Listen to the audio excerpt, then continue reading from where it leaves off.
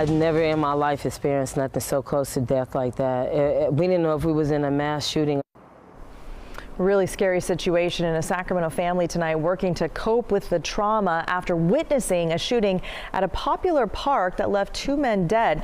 Now, a number of families were out enjoying a spring night at the Fair Oaks Park when gunfire suddenly erupted, leaving those 2 men dead, including a suspected shooter and a second suspected shooter on the run. Adults and children who saw it all left traumatized by the experience. KCRA 3's Melanie Wingo joining us live now.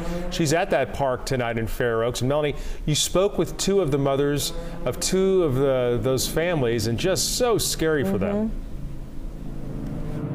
Yeah, absolutely. This shooting and the danger and chaos we are told that followed, it's nothing anyone wants to have to go through, and especially what no parent wants their child to have to witness.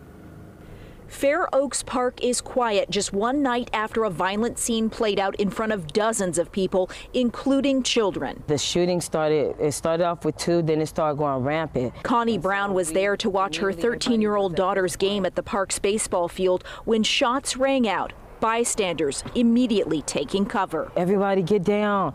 And so we immediately dropped to the ground. Connie soon realized her 11-year-old son was playing close to where a fight broke out between men at the park playing volleyball. And I'm just sitting here like, where's Evan? Where's Evan? Evan comes running fast across the area, slides down to me, and he's screaming, Mom, Mom, he killed that man. He killed that man. Man, that man is dead. Even witnessed the shooting happen. My son was standing right in front of him, literally just standing there. He said he couldn't move, he was scared. And Evan just stood there the whole time trying to process what the hell he looking at. Do he run? Do he hide? Connie's sister was at the park during the shooting too. I don't know how to explain to my daughter that there are people in this world that don't care about life or death. Her 3 children also saw what happened. The mothers knowing their kids need help processing the trauma from the experience. A lot of prayer and talking to them, getting them counseling, getting them therapy, because it's not going to go away overnight. That's where Tim Poole comes in. It's not a normal thing that an 11-year-old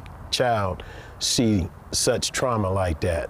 In real life. A trusted counselor and community leader, the sisters are turning to his trauma healing groups to help their children and themselves as parents. It hits them harder than the kids. It hits them harder because they're the protector of the kids. And like you said, they feel, did I do the right thing? Am I doing the right thing? What do I do? He says healing won't happen overnight, but it can start in a safe setting. They need to feel that they're safe around their community, because at a park, they thought they were safe with their community.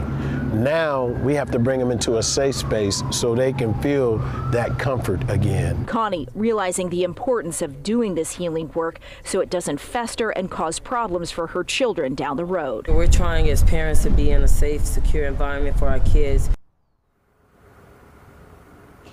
At last check with the Sacramento County Sheriff's Office, there is still one shooter they're looking for who is on the loose. And we should also point out that law enforcement investigators do not believe this was a random incident. They think that everyone involved knew each other. Reporting live in Fair Oaks, Melanie Wingo, KCRA 3 News.